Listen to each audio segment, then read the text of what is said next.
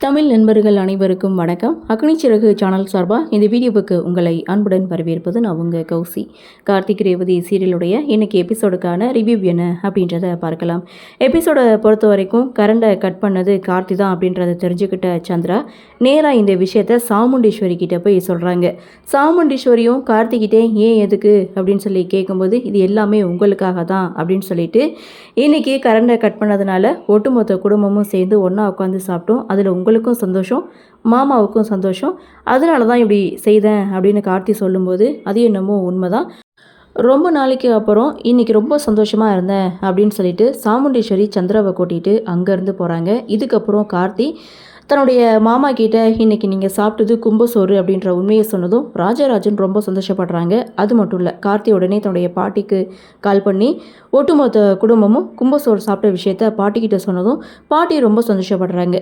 இன்னொரு பக்கம் ஒட்டுமொத்த குடும்பமும் ஒன்றா உட்காந்து சாப்பிட்டதை நினச்சி ரேவதி ரொம்ப சந்தோஷமாக இருக்காங்க. அந்த சந்தோஷத்தை கொடுத்த கார்த்திக்கு இங்கே நன்றி சொல்கிறாங்க. கார்த்தியும் பரவாயில்ல இருக்கட்டும் அப்படின்னு சொல்ல அந்த இடத்துல கார்த்தி பாயை விரித்து படுக்க போகிறாரு. அப்போது நீ எதுக்காக கீழே படுக்கிற, பரவாயில்ல உன் மேலே கோபம் இருந்தது அதனால் தரையில் படுக்க சொன்னேன், இப்போ உன் மேலே எந்த ஒரு கோபமும் கிடையாது, நீ பெட்லேயே படுத்துக்கோ அப்படின்னு சொல்லும்போது பரவாயில்ல இருக்கட்டும் அப்படின்னு சொல்லி பாயை விரித்து படுக்க போகிற அந்த சமயம் அந்த இடத்துல ரேவதி மேலே ஒரு பள்ளி வந்து விழுகுது. சடனாக ரேவதி பயந்து கார்த்தியை போய் ஹக் பண்ணிக்கிறாங்க. அந்த இடத்துல ஒரு குட்டி ரொமான்ஸ் சீன் மாதிரி காமிச்சிருப்பாங்க. ஆனாலும் கார்த்தி பார்த்திங்கன்னா சைலண்ட்டாக தரையில் படுத்து தூங்கிடுறாரு. ரேவதிக்கும் கொஞ்சம் கொஞ்சமாக மனசு மாறுது அப்படின்ற மாதிரி தான் தோணுது. அப்படியே சீனை கட் பண்ணால் கார்த்திக், ரேவதி அண்டு ஸ்வாதி இவங்க 3 பேரும் காலேஜுக்கு வந்துட்டுருக்காங்க. ஸ்வாதி என்னவோ சோகமாக தான் வந்துட்டுருக்காங்க. என்ன ஏதுன்னு விசாரிக்கும் போது அம்மாவுக்கு தெரியாமல் பாடுறது ரொம்ப கஷ்டமாக இருக்குது, தெரிஞ்சால் என்ன ஆகும்னு தெரியலன்னு சொல்லி பயப்படும்போது அதெல்லாம் ஒரு பிரச்சனையும் கிடையாது, நீ லைஃப்பில் ரொம்ப பெரிய ஆளாக வருவேன்னு கார்த்திக்கும் ரேவதியும் சொல்லிகிட்டு இருக்காங்க. அந்த இடத்துல ஸ்வாதி அங்கேருந்து பிரிஞ்சு போக சரி இங்கேயே வெயிட் பண்ணு, நான் போய் தண்ணி குடிச்சிட்டு வந்துடுறேன்னு சொல்லிட்டு கார்த்தியை ஒரு பக்கம் வெயிட் பண்ண சொல்லிட்டு ரேவதி தண்ணி குடிக்க வராங்க. அங்கே ஒரு பையன் இன்னொரு பையன்கிட்ட வந்து பேசிகிட்டு இருக்காங்க. நான் அந்த பொண்ணை லவ் பண்ணேன், அந்த பொண்ணு என் காதலை ஏற்றுக்கலை, அவள் அழகாக இருக்கிற திமிரில் தான் என் காதலை ஏற்றுக்கலை, அதனால் அவள் முகத்தை நான் அலங்கோலப்படுத்த போகிறேன் அப்படின்னு சொல்லிட்டு கையில் ஒரு பாட்டிலை வச்சிட்ருக்காருங்க.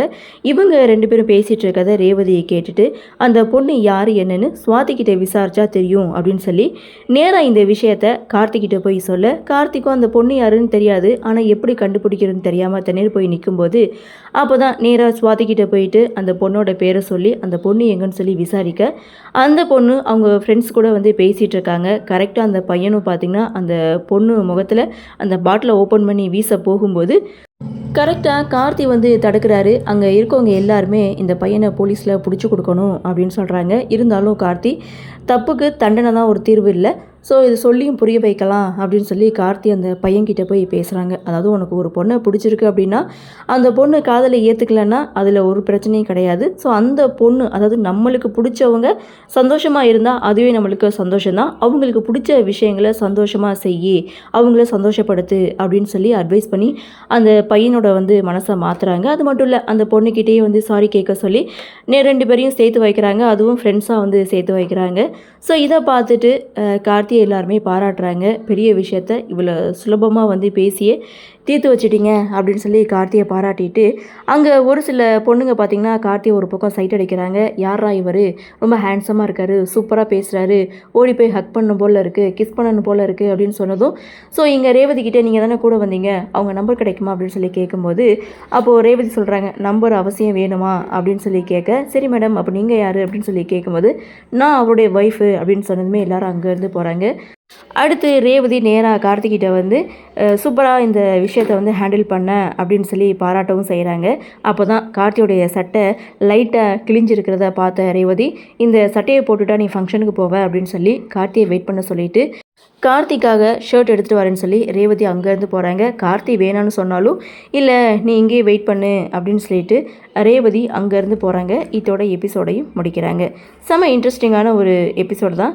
இவங்க 2 பேருக்கு இடையில் கொஞ்சம் கொஞ்சமாக ரொமான்ஸ் சீனை வந்து கொடுத்துட்ருக்காங்க. சரி என்ன நடக்குது, என்ன மாதிரியான சுவாரஸ்யத்தோடு கதைக்கள நகர்வை கொண்டு வராங்க அப்படின்றத நாமளும் பொறுத்திருந்து பார்க்கலாம்.